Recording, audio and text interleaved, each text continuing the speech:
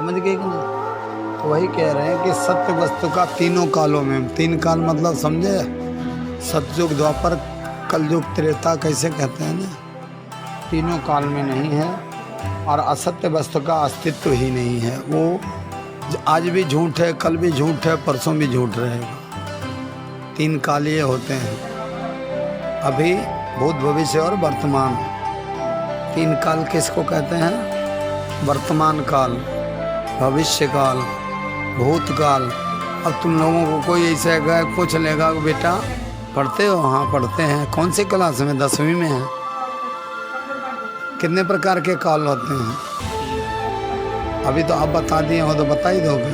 वो तो पता ही है, टेंशन नहीं पूछ रहा हूँ, हिंदी में पूछेंगे। काल के नाम बताओ। के भूतकाल, भविष्यकाल और हो गया? एक हाँ एक और है, पढ़ते ही नहीं, प्रेजेंट नहीं गए वो, उसको वर्तमान काल कहते हैं। वर्तमान काल। हिंदी में पूछा जा रहा था, अंग्रेजी में जवाब दोगे। रहने वाले उत्तर प्रदेश के होगे तो बोलोगे हरियाणा के हैं। परमात्मा ही तीनों कालों में सत्य है, शाश्वत है और सनातन है। सनातन जानते हैं? हिंदू है। हिंदू धर्म के लिए स्वामी अड़गड़ानंद जी ने ये कहा है, परमात्मा में प्रवेश दिलाने, शास्त्र कहता है, इधर देखो शास्त्र, परमात्मा में प्रवेश दिलाने वाली क्रियात्मक अनुशासन के नियमों का संकलन ही शास्त्र है। अभी भी नहीं समझ पाए, अर्थ समझना चाहिए।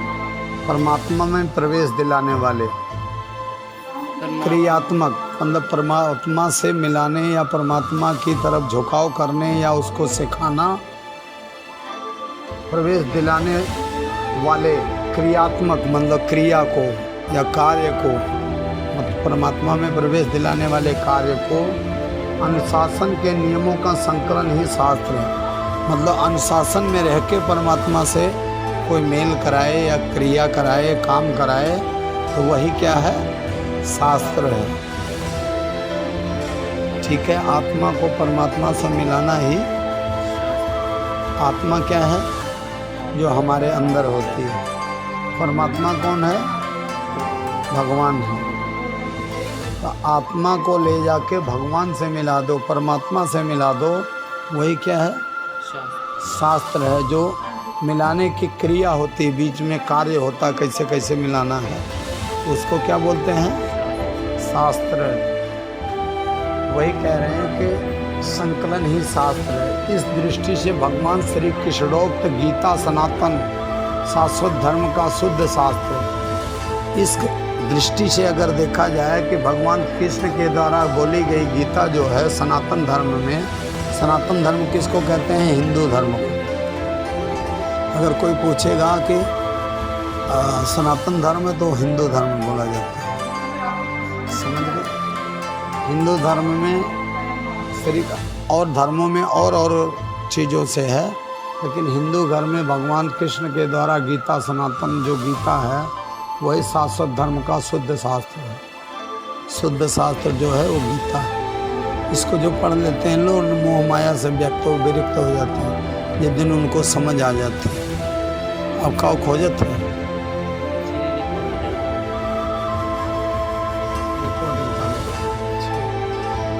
जो चारों वेद, उपनिषद और समस्त योग शास्त्र, रामचरितमानस तथा विश्व के सभी दर्शन शास्त्रों का अकेला ही प्रतिनिधित्व करती है। गीता मानव मात्र के लिए धर्म का अतकर्य शास्त्र है। गीता मानव मात्र का अतकर्म शास्त्र है। परमात्मा का निवास, वह सर्वसमर्थ सदा रहने वाला परमात्मा मानव के हृदय में स्थित है। परमात्मा का निवास कहाँ पे है? वह सर्वसमर्थ, जो हर तरीके से समर्थ हो।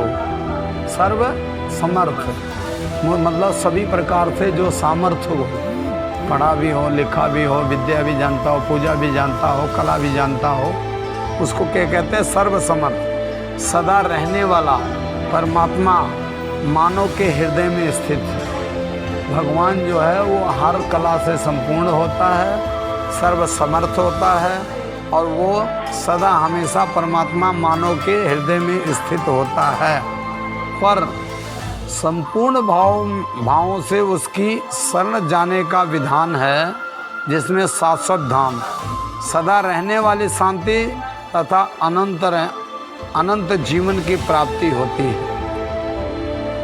जिससे शाश्वत धाम, सदा रहने वाली शांति, वो अनंत जीवन को प्राप्ति कराती है, वो शास्त्र होती है।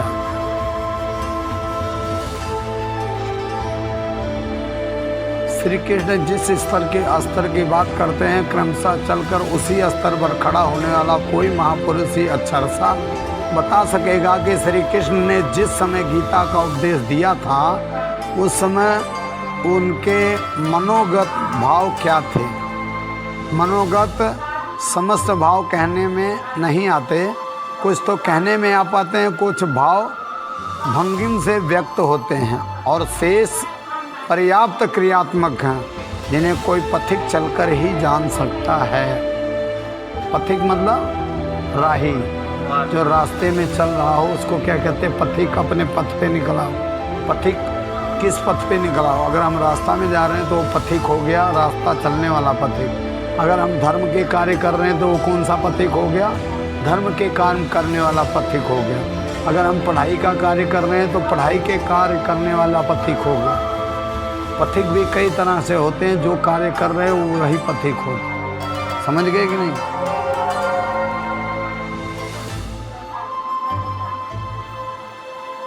जिस स्तर पर श्री कृष्ण थे, क्रमशः चलकर उसी अवस्था को प्राप्त महापुरुष ही जानता है कि गीता क्या कहती है। क्या समझे? क्रमशः चलकर उसी अवस्था को प्राप्त महापुरुष ही जानता है कि गीता क्या कहती है। वह गीता के पंक्तियों ही नहीं दोहराता, बल्कि उनके भावों को भी दर्शा देता है, क्योंकि जो दृश्य कृष्ण के सामने था वही उस वर्तमान महापुरुष के समक्ष भी है।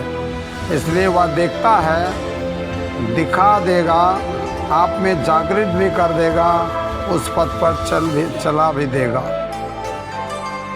उस पथ पे तुमको, उस रास्ते पे चला भी देगा और आपको दिखा भी कर देगा, आपको जागृत भी कर देगा, लेकिन करना तो आपका ही काम है। पूज्य श्री परमहंस जी महाराज भी उसी स्तर के महापुरुष थे। उनकी वाणी तथा अनंत प्रेरणा से मुझे गीता का जो अर्थ मिला, उसी का संकलन यथार्थ गीता है। जो गीता का उन्होंने संकलन किया, जो परमहंस जी अड़गड़ानंद महाराज जी ने है, उसी का जो संकलन है वो यथार्थ गीता है। समझ गए कि नहीं?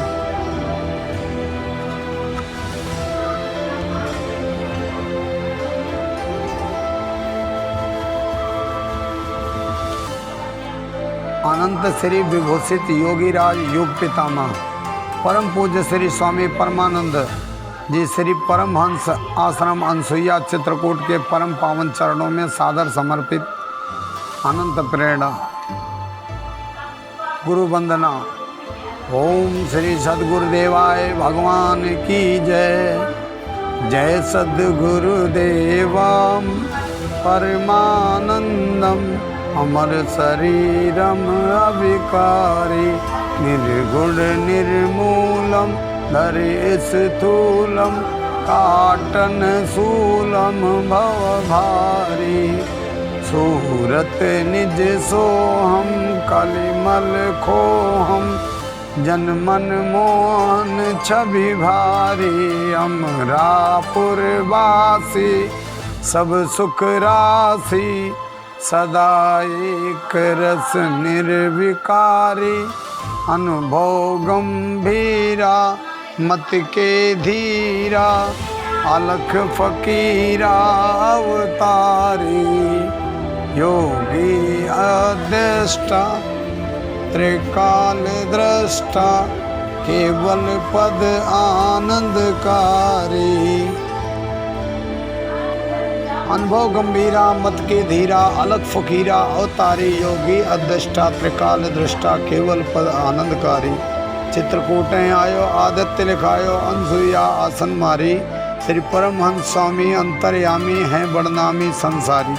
हंसन हितकारी जग जुगधारी गर्भ प्रहारी उपकारी सतपंथ चलायो परम मिटायो रूप लखायो करतारी। या शिष्य है तेरो करत निहोरो मोपर हेरो प्रणधारी जय सदगुरु देवम परमानंदम अमर शरीरम अविकारी निर्गुण निर्मूलम धैर्य स्थूलम काटन शूलम भवधारी। मानव मात्र का धर्म शास्त्र है। महर्षि वेदव्यास श्री कृष्ण कालीन महर्षि वेदव्यास से पूर्व कोई भी शास्त्र पुस्तक के रूप में उपलब्ध नहीं था। श्रुत ज्ञान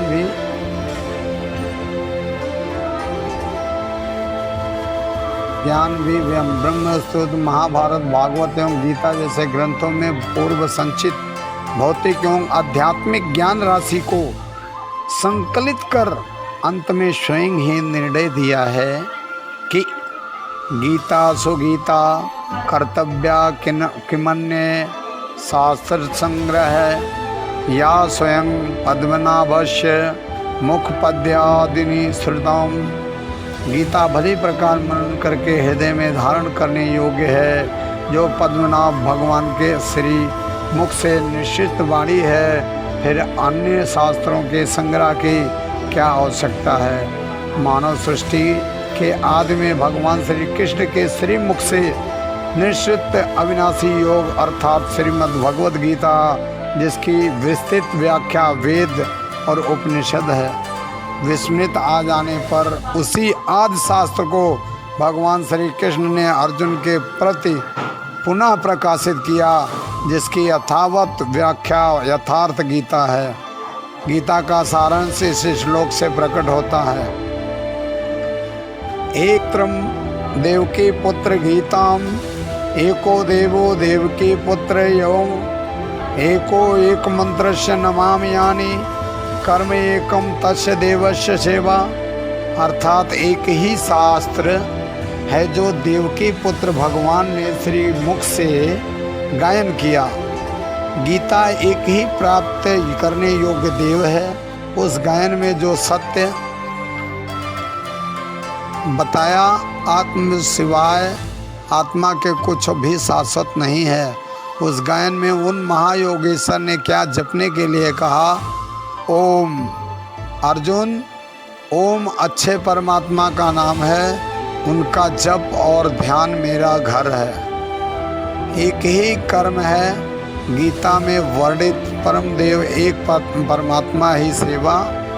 उन्हें सदा से अपने हृदय में धारण करें। अस्तु आरंभ से ही गीता आपका शास्त्र रहा है। भगवान श्री कृष्ण के हजारों वर्ष पश्चात परवरित जिन महापुरुषों ने एक ईश्वर को सत्य बताया, गीता के ही संदेशवाहक हैं। ईश्वर से है ही लौकिक एवं पारलौकिक सुखों की कामना, ईश्वर से डरना, अन्य किसी को ईश्वर ना मानना, यहाँ तक तो सभी महापुरुष ने बताया। किंतु ईश्वरीय साधना, ईश्वर तक की दूरी तय करना, यह केवल गीता में ही सांगोपांग क्रमबद्ध सुरक्षित है। गीता से सुख शांति तो मिलती ही है, यह अच्छे अनामे पद भी देती है। देखिए श्रीमद् भगवद गीता की टीका यथार्थ गीता मंडप। योगी लोग जो होते हैं वो श्वास को प्रश्वास में हवन करते हैं और बहुत से प्रश्वास को श्वास में। प्रश्वास और श्वास किसको कहते हैं। श्वास कहते हैं जो हम हवा वायु को ले रहे हैं और जो छोड़ रहे हैं, ठीक है, तो इसको कहते हैं। और वो हर सांस में हवन कर देते हैं। जो बहुत से योगी लोग होते हैं, योगी बहुत पढ़े लिखे जो होते हैं, वो ऐसे करते हैं। गति रोककर प्राणायाम परायण हो जाता है। जैसे अन्य श्वास और प्रश्वास की गति रोककर प्राणायाम या परायण हो जाता है। इस प्रकार योग साधना के विधि विशेष का नाम यज्ञ है। उस यज्ञ को कार्य रूप देना कर्म है। यज्ञ मतलब समझ रहे हो कि पूजा पाठ या यज्ञ या कोई वो करना, उसको यज्ञ कहते हैं। तो देखो गीता में क्या कहा है। अर्जुन, मैं ही संपूर्ण जगत का दाता अर्थात धारण करने वाला पिता अर्थात पालन करने वाला माता और अर्थात उत्पन्न करने वाला पितामह अर्थात मूल उद्गम हूँ, जिसमें सभी प्रवेश पाते हैं। और जानने योग्य पवित्र ओंकार अर्थात अहं अहम आकार इति ओंकार। अहम आकार इति ओंकार, वह परमात्मा मेरे स्वरूप में है। सो अहम तत्वमासी इत्यादि एक दूसरे के पर्याय हैं। ऐसा जानने योग्य स्वरूप मैं ही हूँ। हे अर्जुन, गति अर्थात प्राप्त होने योग्य परम गति, भरता भरण पोषण करने वाला, सबका स्वामी, साक्षी अर्थात दृष्टा, रूप में स्थित, सबको जानने वाला, सबको वास स्थान, शरण लेने योग्य, अकारण, प्रेमी, मित्रजन, उत्पत्ति और प्रलय अर्थात शुभाशुभ संस्कारों का विलय तथा अविनाशकारी कारण मैं ही हूँ। अर्थात अंत में जिनमें प्रवेश मिलता है वो सारी विभूतियाँ भी मैं ही हूँ। मैं सूर्य रूप से तपता हूँ और वर्षा को आकर्षित करता हूँ और उसे बरसता हूँ। मृत्यु से परे अमृत तत्व तथा मृत्यु, सत्य और असत सब कुछ मैं ही हूँ। अर्थात जो परम प्रकाश प्रदान करता है वह सूर्य मैं ही हूँ। कभी कभी भजने वाला मुझे असत भी मान बैठता है, वे मृत्यु को प्राप्त होते हैं। आगे कहते हैं, आराधना विद्या के तीनों अंग ऋक, साम और यजुर अर्थात प्रार्थना, ठीक है, प्रार्थना, समत्व और प्रक्रिया और यजन का आचरण करने वाले सोम अर्थात चंद्रमा। चंद्रमा का एक नाम सोम भी है, समझ गए, अर्थात चंद्रमा। चंद्रमा के क्षीण प्रकाश को पाने वाले, पाप से मुक्त होकर पवित्र हुए पुरुष उसी यज्ञ की निर्धारित प्रक्रिया द्वारा मुझे इष्ट रूप में पूजकर स्वर्ग के लिए प्रार्थना करते हैं। तो यही असत है कि कामना है, इससे वे मृत्यु को प्राप्त होते हैं, उनका पुनर्जन्म होता है। जैसा पिछले श्लोक में योगेश्वर ने बताया, वो पूजते मुझे हैं ही है, उसी निर्धारित विधि से पूजते हैं, किंतु बदले में स्वर्ग की याचना करते हैं कि अगर हम भगवान की पूजा कर रहे हैं तो हमको स्वर्ग मिले। क्या समझे? लेकिन उनके कहने का मतलब है, वे पुरुष अपने पुण्य के फल स्वरूप इंद्रलोक को प्राप्त होकर स्वर्ग के देवताओं के दिव्य भोग भोगते हैं। अर्थात वह भोग भी मैं ही देता हूँ। मतलब जो ये करता धरता हूँ सब कुछ मैं हूँ। कृष्ण भगवान ने यही कहा, अधिकारे माँ फलेश कदाचनम, कर्म पे अधिकार रखो, फल देना मेरा काम है। हे अर्जुन, तुम कर्म करो, जिसको तुम मार रहे हो वो मरवाना भी मेरा काम है, और जिसको तुम पैदा कर रहे हो वो पैदा करना भी मेरा काम है। तुम घबराओ नहीं, तुम जो अपना कर्म करना है करो, अर्थात युद्ध करो।